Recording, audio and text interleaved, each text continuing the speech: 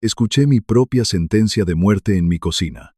Era un martes por la mañana, con el viento helado de Chicago, golpeando las ventanas de mi casa, en el barrio de Pilsen. Camila estaba hablando por teléfono, bajando la voz para que yo no la escuchara desde el pasillo. Dijo que yo era una carga inútil, un viejo estorbo que ocupaba demasiado espacio en una propiedad que valía mucho dinero.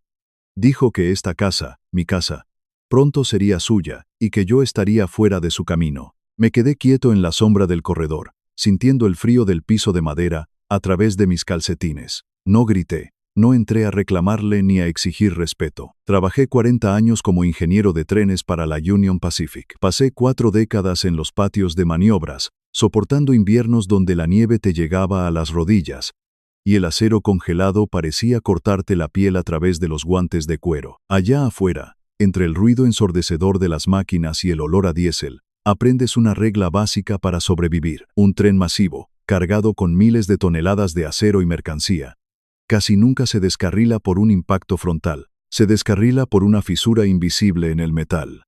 Una pequeña grieta en las ruedas o en las vías que nadie nota hasta que la presión es demasiada y todo el sistema colapsa. Camila era esa grieta en mi familia. Ella pensó que yo era solo un viejo cansado, alguien a quien podía empujar a un lado sin que opusiera resistencia. No entendió que un hombre que ha pasado su vida controlando bestias de metal de 10.000 toneladas, no se asusta con las palabras venenosas de una niña codiciosa. Compré esta casa de ladrillo rojo a finales de los años 70. En ese entonces, Pilsen era un barrio de trabajadores, un refugio para las familias mexicoamericanas que construyeron esta ciudad con sudor, espaldas rotas y manos callosas. Mi esposa Rosa y yo pusimos cada centavo, cada gota de nuestra juventud en estas paredes. Pagué la hipoteca trabajando dobles turnos, saliendo de madrugada con mi lonchera de metal y regresando cuando el sol ya se había escondido.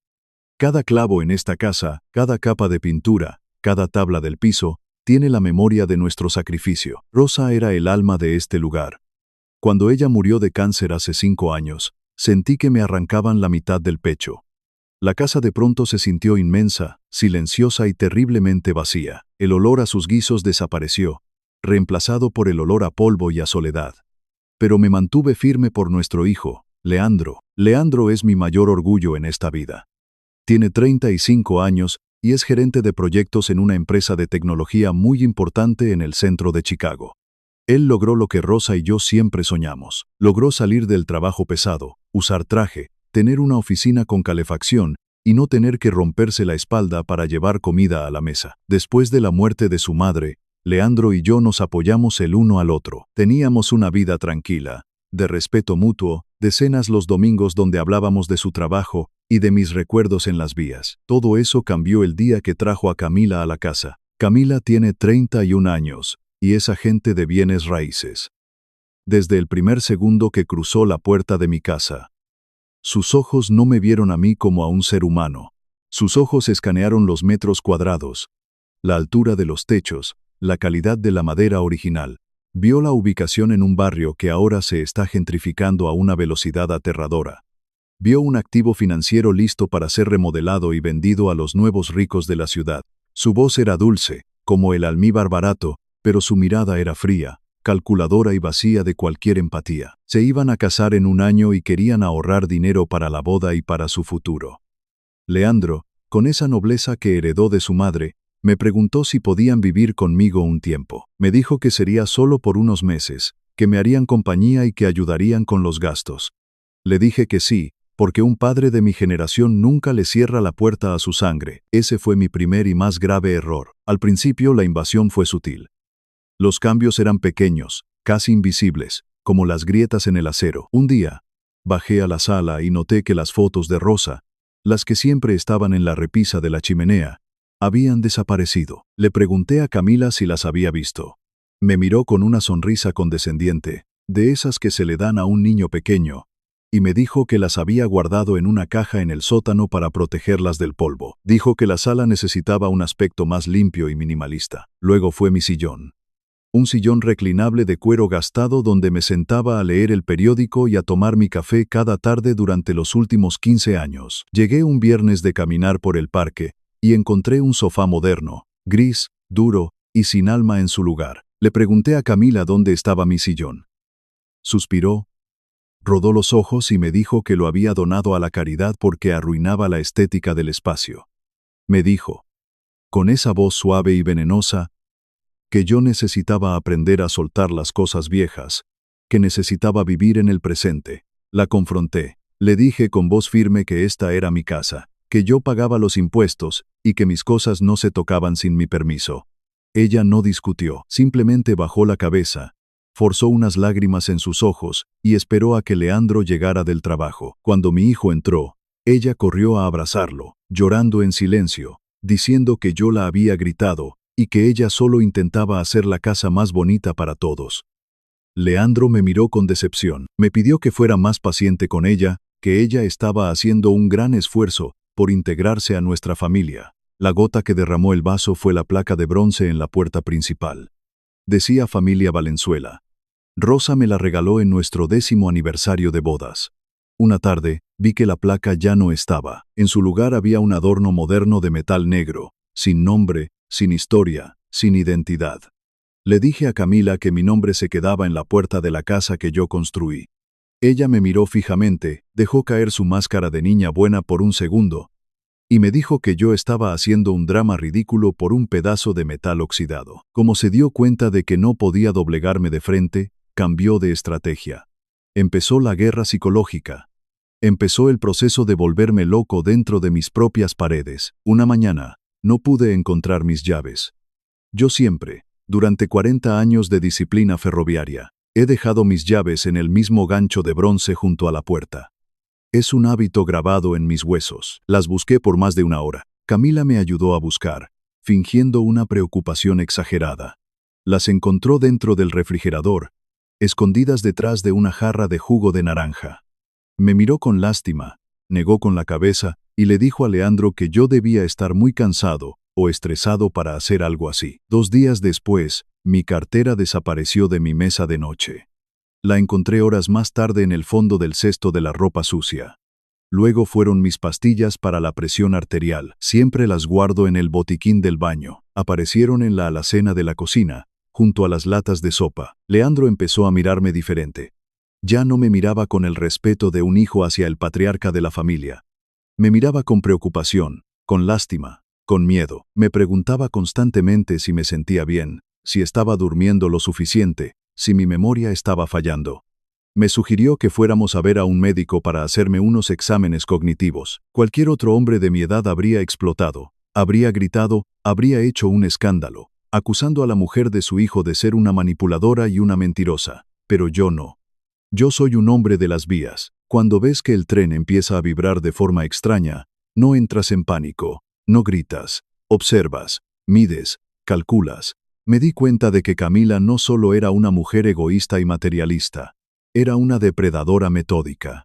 Estaba construyendo un caso en mi contra, ladrillo por ladrillo. Quería convencer a mi hijo de que yo estaba perdiendo la cabeza, de que me estaba volviendo senil y peligroso para mí mismo. Quería que Leandro creyera que yo ya no era capaz de tomar decisiones sobre mi propia vida, y mucho menos sobre mi propiedad. Decidí jugar su mismo juego, pero con la precisión de un ingeniero. Compré una pequeña libreta negra de bolsillo y empecé a anotar todo. Fechas, horas exactas, objetos movidos, conversaciones. Anotaba el estado de la casa antes de salir y lo revisaba al volver. Pero necesitaba más que notas en un papel.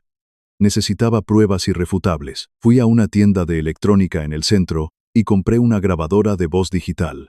Era negra, delgada, del tamaño de una caja de cerillos. La escondí en mi estudio, debajo de unos libros de historia del ferrocarril que sabía que Camila jamás tocaría. La dejaba grabando en modo de activación por voz cada vez que yo salía a caminar por el barrio o cuando iba al supermercado. Quería saber qué decía, qué hacía y con quién hablaba cuando el viejo estorbo no estaba en la casa. Pasé semanas escuchando horas de silencio, interrumpidas solo por el sonido de sus pasos o la televisión. Hasta que llegó el jueves por la tarde. Leandro estaba en su oficina, y Camila me había dicho que saldría a mostrar un departamento en el norte de la ciudad. Yo regresé de mi caminata antes de lo previsto. Entré a mi estudio para dejar mi abrigo y noté una luz verde parpadeando en la esquina. La impresora estaba encendida. Me acerqué despacio. El papel en la bandeja de salida todavía estaba tibio al tacto. Lo tomé. Eran 15 páginas grapadas. El logotipo en la parte superior pertenecía a un asilo de ancianos. Un centro de cuidado prolongado ubicado a más de 2 horas de Chicago.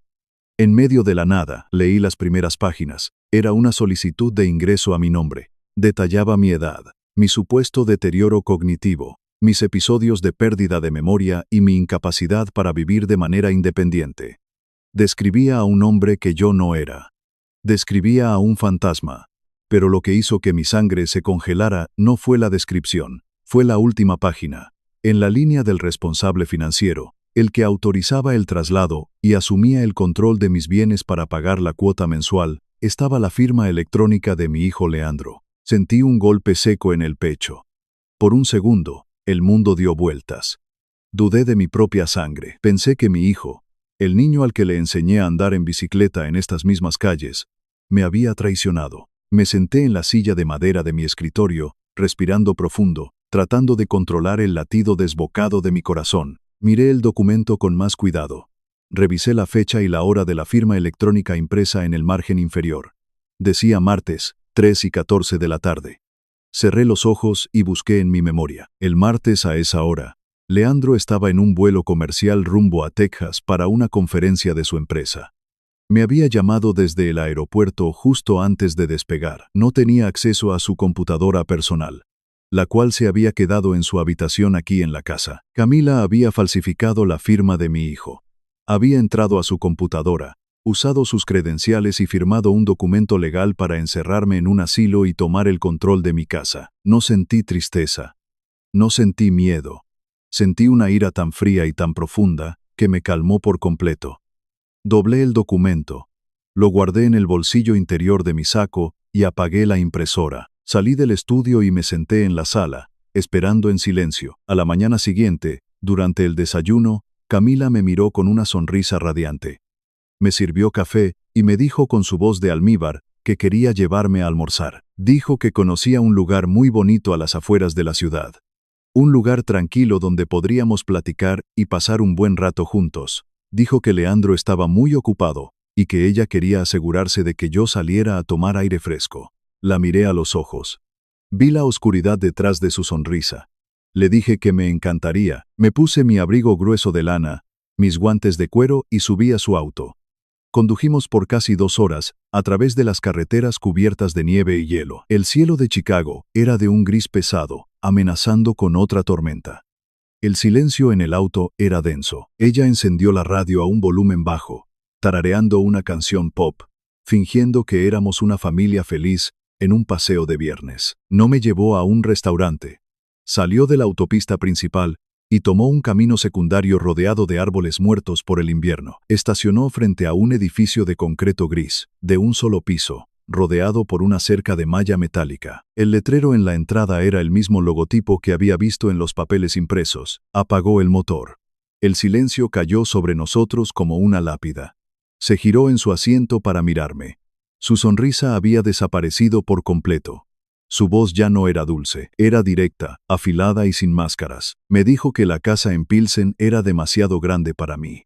Me dijo que los impuestos a la propiedad estaban subiendo por la gentrificación y que yo, con mi pensión de ferrocarrilero, ya no podía mantenerla. Dijo que las escaleras eran peligrosas para un hombre de mi edad y que mis recientes problemas de memoria demostraban que necesitaba supervisión profesional las 24 horas del día. Me dijo que Leandro estaba completamente de acuerdo con ella, aunque le doliera aceptarlo. Dijo que era lo mejor para todos, que la casa pronto sería de ellos, que la iban a remodelar y que yo estaría mucho más cómodo en este lugar, donde habría enfermeras para cuidarme y otros ancianos con quienes platicar. Miré el edificio a través de la ventana del auto. Se veía deprimente, frío, un lugar donde la gente iba a ser olvidada. Un depósito de seres humanos descartados. Sabía que si le decía que había visto los papeles falsificados, ella negaría todo, destruiría la evidencia y encontraría otra forma de atacarme. Tenía que dejar que creyera que había ganado. Tenía que darle la cuerda suficiente para que ella misma se ahorcara. Dejé caer mis hombros, simulando el peso de la derrota.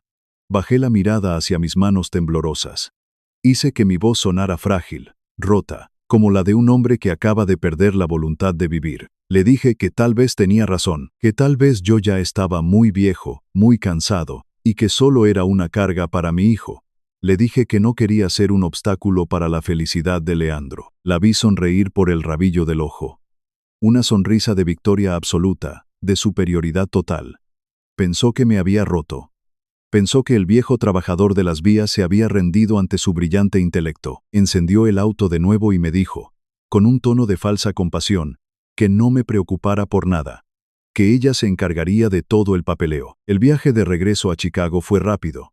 Ella venía de excelente humor, hablando por teléfono con sus amigas sobre vestidos de novia y arreglos florales, ignorando por completo mi presencia en el asiento del copiloto. Llegamos a la casa en Pilsen a media tarde.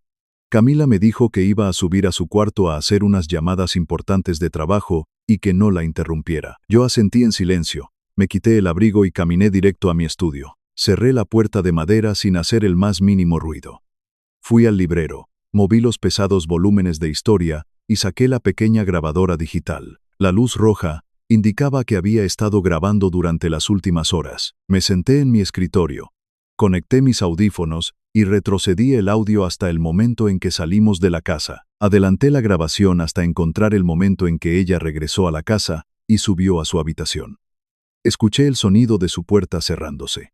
Luego, el sonido de su teléfono marcando un número. Había llamado a su madre, Teresa. Le di al botón de reproducir y dejé que el audio llenara mis oídos. La voz de Camila era aguda, llena de burla y triunfo. Se estaba riendo a carcajadas. Le decía a su madre que el viejo estúpido por fin se había rendido sin dar pelea. Decía que el asilo era un asco, pero que era lo más barato que había encontrado, y que el seguro cubriría casi todo. Decía que en menos de un mes me tendrían encerrado en ese lugar, y que ella ya tenía los contactos listos en el banco para refinanciar la casa a su nombre. Escuché cómo le explicaba a su madre, con lujo de detalles, cómo había falsificado la firma de Leandro en los documentos médicos. Decía que Leandro era tan ingenuo, tan ciego de amor, que ni siquiera se daría cuenta del fraude hasta que la casa estuviera a nombre de ella y el dinero estuviera en su cuenta personal. Decía que había desperdiciado meses viviendo en esta casa con olor a viejo, pero que el pago final valía la pena. Estaba tan concentrado escuchando el veneno salir de la pequeña bocina de la grabadora, que no escuché la puerta principal de la casa abrirse. No escuché los pasos apresurados en el pasillo de madera. La puerta de mi estudio se abrió de golpe. Me quité los audífonos rápidamente, pero el cable se desconectó. La voz de Camila, grabada apenas unos minutos antes, resonó en las paredes del estudio a todo volumen. Leandro es un idiota, mamá. No tiene idea de que ya firmó el traslado del viejo. En cuanto tenga las escrituras, lo convenzo de vender y nos largamos. Apagué la grabadora de un manotazo. El silencio que siguió fue ensordecedor. Levanté la vista. Leandro estaba parado en el umbral de la puerta. Había regresado temprano del trabajo porque se sentía mal del estómago. Tenía su maletín de cuero colgando de una mano. Su rostro estaba pálido, completamente sin sangre, como si acabara de ver un fantasma. Sus ojos estaban muy abiertos, fijos en la pequeña grabadora negra sobre mi escritorio. Había escuchado cada palabra. Había escuchado la risa de la mujer que amaba burlándose de él. Había escuchado la confesión del fraude. El maletín se resbaló de sus dedos y golpeó el piso de madera con un sonido sordo. Leandro dio un paso hacia atrás, respirando con dificultad, como si le faltara el aire en la habitación. Me levanté despacio de mi silla. Caminé hacia él, sintiendo el peso de mis 40 años en las vías, el peso de la viudez, el peso de la traición que mi hijo acababa de descubrir. Lo miré a los ojos, esos ojos que eran idénticos a los de su madre. Le dije con voz firme y serena, no quiero que elijas entre nosotros, pero necesitas saber con quién te vas a casar. Leandro no dijo una sola palabra al principio. Sus rodillas parecieron perder toda la fuerza, y se dejó caer pesadamente en la silla de madera frente a mi escritorio. Sus ojos seguían fijos en la pequeña grabadora negra, como si fuera un animal venenoso a punto de morderlo. El silencio en mi estudio era tan profundo que podíamos escuchar el viento helado de Chicago, golpeando contra los cristales de la ventana. Vi cómo el pecho de mi hijo subía y bajaba con una respiración entrecortada. Extendió una mano temblorosa y tomó los papeles que yo había dejado sobre el escritorio. Eran las 15 páginas de la solicitud del asilo. Sus ojos recorrieron las mentiras impresas, las descripciones de mi supuesta demencia, los diagnósticos inventados. Luego, llegó a la última página. Vio su propia firma electrónica falsificada. El sonido que salió de la garganta de Leandro no fue un grito. Fue un sollozo ahogado, el sonido de un hombre al que le acaban de arrancar el corazón del pecho sin anestesia. Se cubrió el rostro con ambas manos, y los hombros le empezaron a temblar. Lloró con una desesperación que me rompió el alma. Lloró por la mujer que amaba, por el futuro que creía tener y por la monstruosidad de la traición. No me acerqué de inmediato. En las yardas de trenes, aprendí que cuando un hombre sufre un golpe devastador, a veces necesita un minuto para sentir el dolor antes de que puedas ayudarlo a levantarse. Me quedé de pie, mirándolo con la misma paciencia con la que lo miraba cuando era un niño y se caía de la bicicleta en las calles de Pilsen. Cuando sus sollozos empezaron a calmarse, caminé hacia él.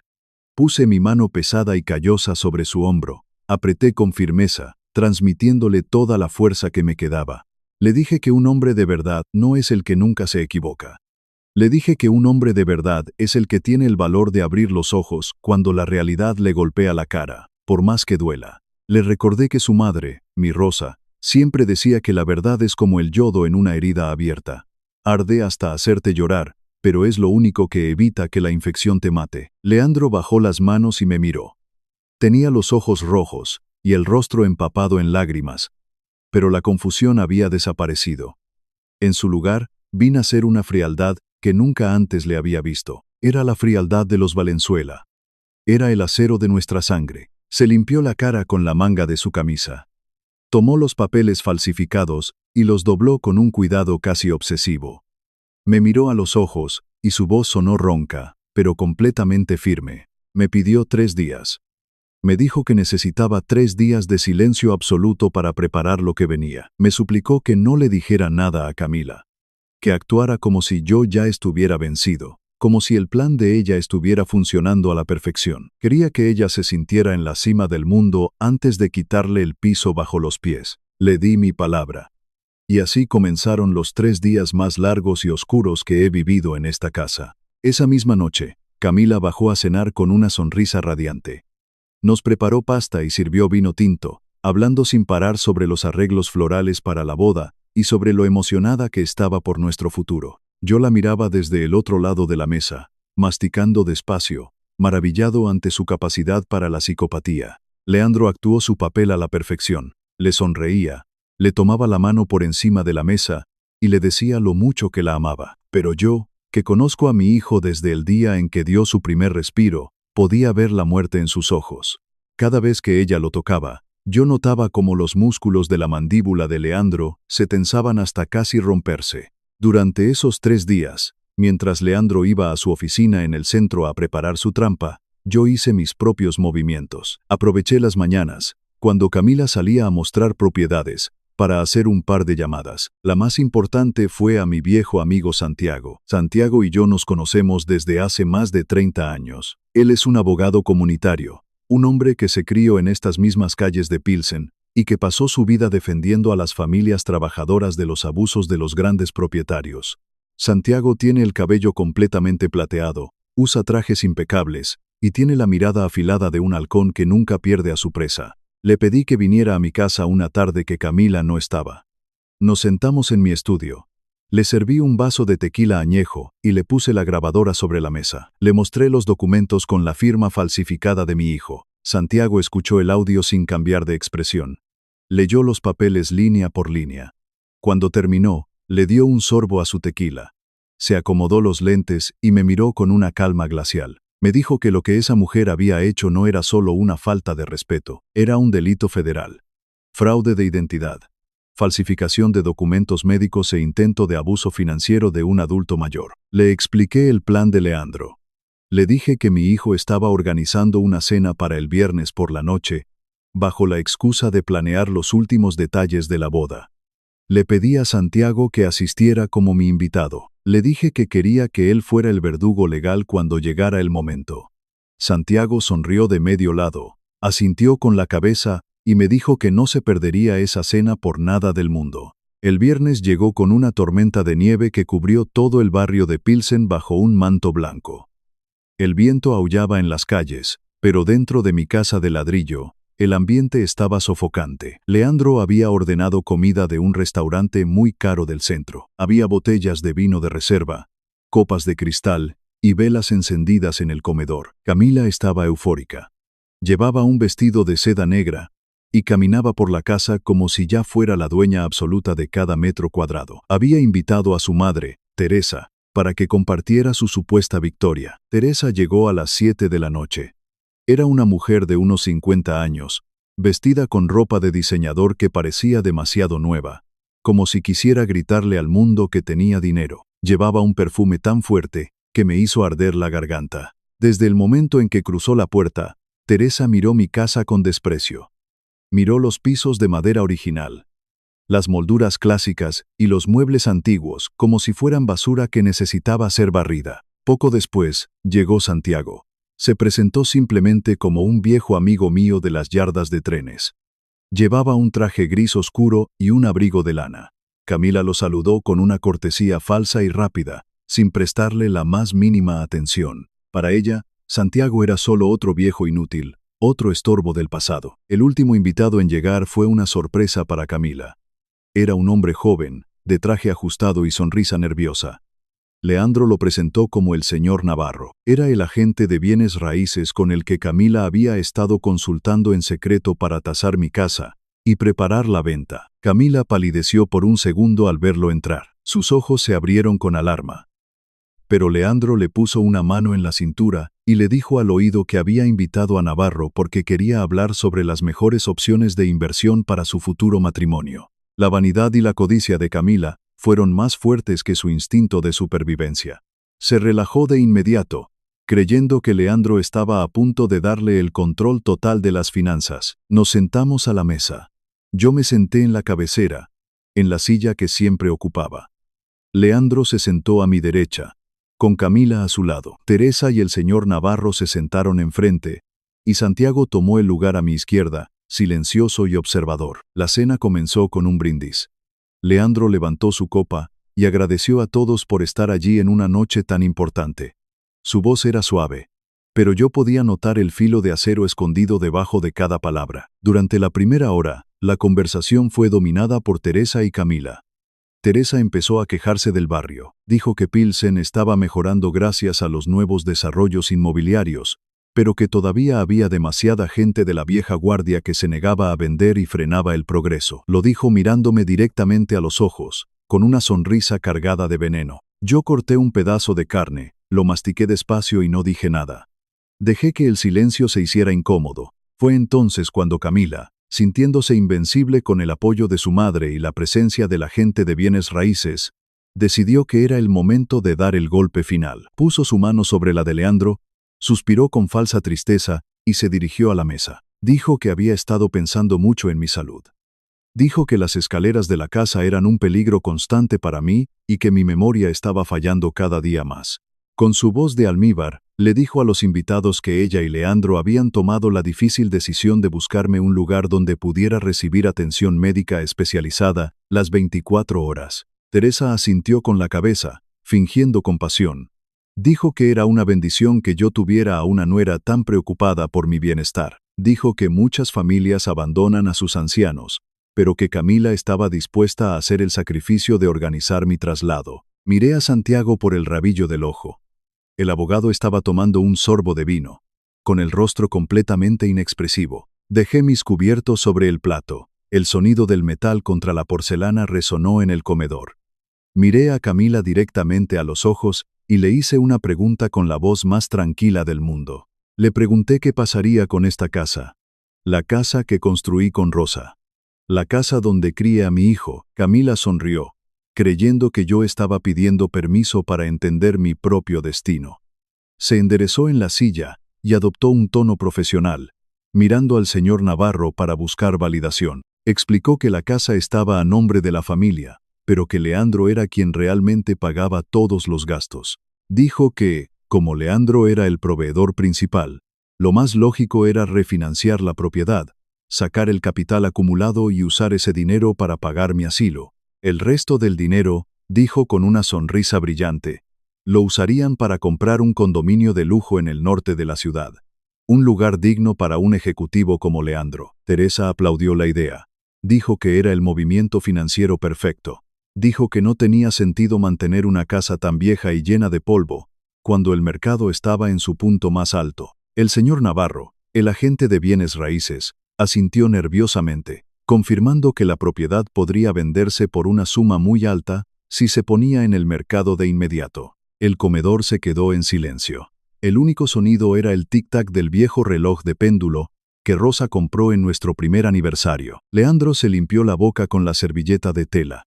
La dobló con cuidado y la puso sobre la mesa. Giró su cuerpo para quedar frente a Camila. La miró con una intensidad que hizo que la sonrisa de ella vacilara por primera vez en toda la noche. Leandro le preguntó, con una voz que parecía salir del fondo de un pozo helado, si estaba completamente segura de que eso era lo que quería.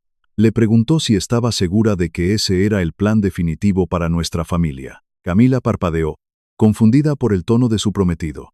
Pero su arrogancia la cegó. Le acarició la mejilla a Leandro y le dijo que sí, mi amor, que era lo mejor para todos, que era la única forma de avanzar. Leandro no apartó la mirada. Metió la mano en el bolsillo interior de su saco y sacó un sobre blanco, grueso y sellado. Lo puso sobre la mesa y lo deslizó lentamente hasta que quedó justo frente al plato de Camila. Camila miró el sobre. Sus ojos brillaron con codicia. Teresa se inclinó hacia adelante en su silla, casi sin poder respirar de la emoción. Ambas pensaron que era el documento de la hipoteca. Pensaron que Leandro había traído los papeles del banco para que ella los firmara y se convirtiera en copropietaria de mi casa. Camila tomó el sobre con manos temblorosas. Rompió el sello de papel y metió los dedos. Lo primero que sacó no fue un documento legal. Fue un boleto de avión. Un pase de abordar impreso a color. Camila frunció el ceño. Leyó el destino en voz alta, sin entender. Era un vuelo de ida sin retorno hacia la ciudad de Los Ángeles, de donde ella y su madre eran originarias. El vuelo salía a la mañana siguiente a las 6 en punto. Antes de que pudiera preguntar qué significaba eso, sacó el resto del contenido del sobre. Eran recibos. El recibo de cancelación del salón de banquetes. El recibo de cancelación de la iglesia. El recibo de cancelación de la luna de miel. Todo estaba cancelado, con penalizaciones pagadas en su totalidad. Al fondo del sobre, cayó un pequeño dispositivo negro sobre el mantel blanco. Era una memoria de computadora, un puerto USB. El rostro de Camila perdió todo el color. La sangre abandonó sus mejillas y sus labios empezaron a temblar. Levantó la vista hacia Leandro, buscando una explicación, buscando una broma, buscando cualquier cosa que no fuera la mirada de absoluto desprecio que mi hijo le estaba dirigiendo. Leandro señaló la pequeña memoria negra con el dedo índice.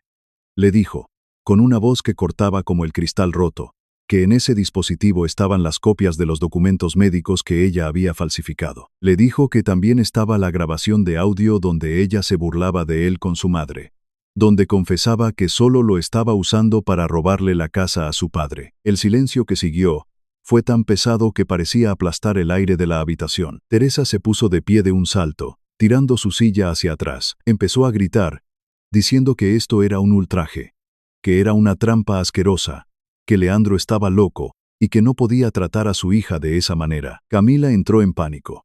Su máscara de niña dulce se hizo pedazos frente a nuestros ojos.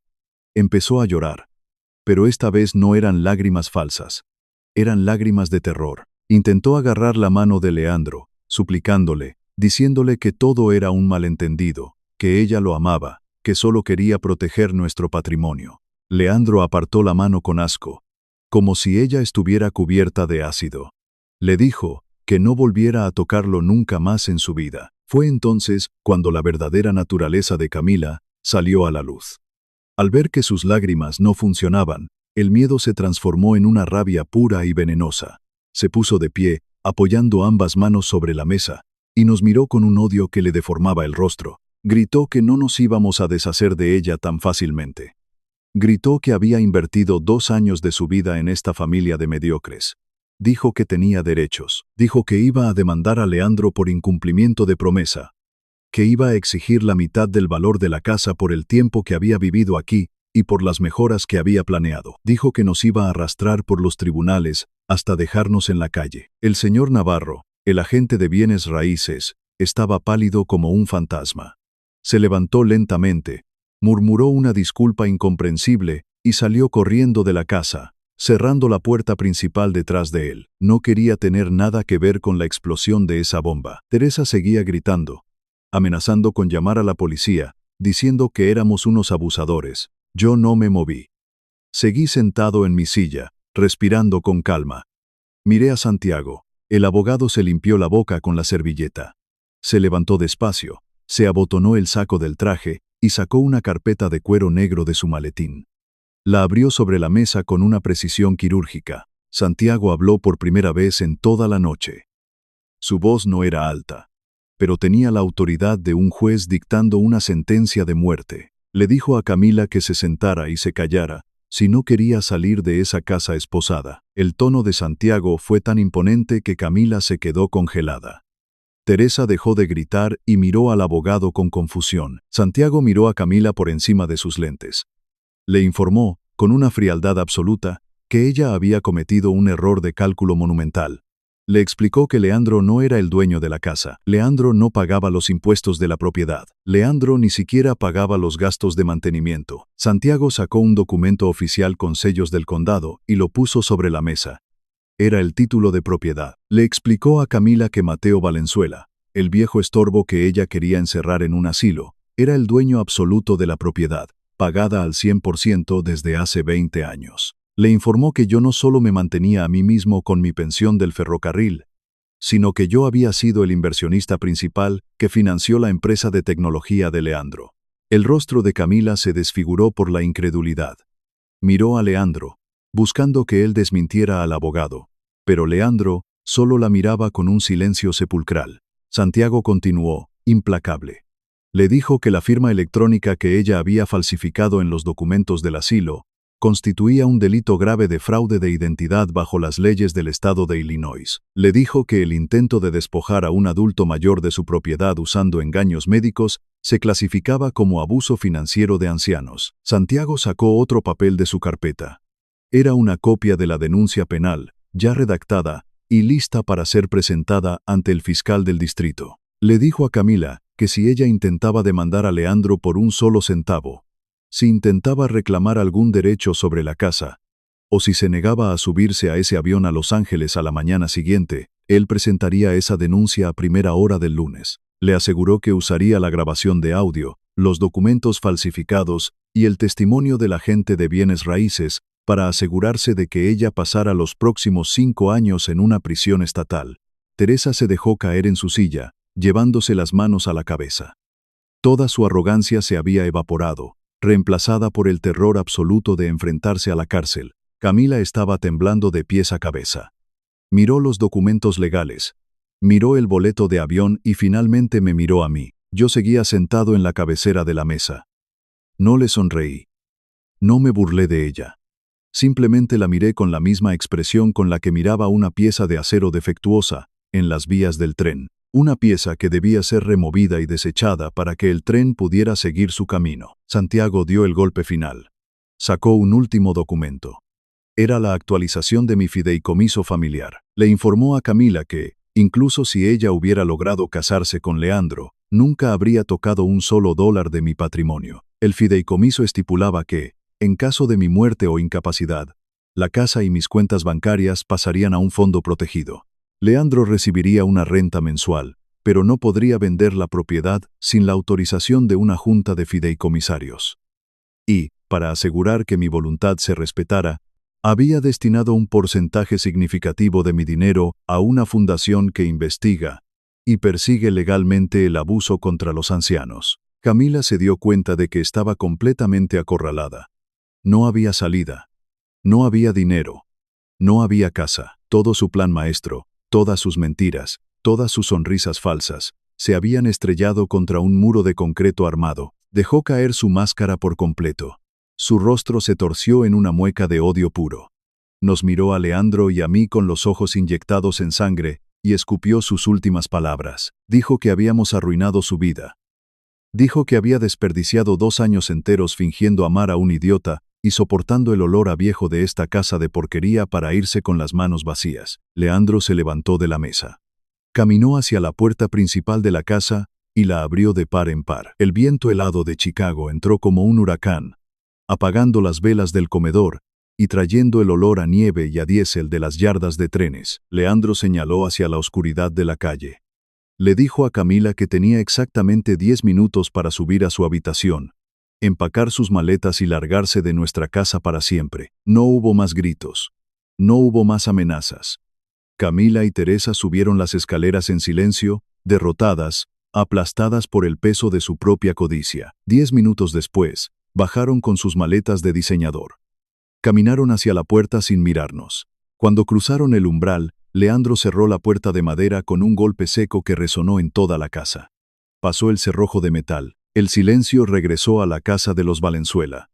Pero esta vez, no era un silencio tenso ni venenoso. Era un silencio limpio. Era el silencio de la paz recuperada. Leandro se apoyó contra la puerta, cerró los ojos y dejó escapar un suspiro largo y tembloroso. Santiago guardó sus documentos en el maletín, me dio una palmada en el hombro y se despidió con un asentimiento de cabeza, dejándonos solos para sanar. Los días que siguieron fueron de reconstrucción. Leandro y yo limpiamos la casa de arriba a abajo. Borramos cualquier rastro de la presencia de Camila. Fui al sótano, abrí las cajas de cartón y saqué las fotografías de mi esposa. Volví a poner a Rosa en la repisa de la chimenea, en el centro de la sala, donde siempre debió estar.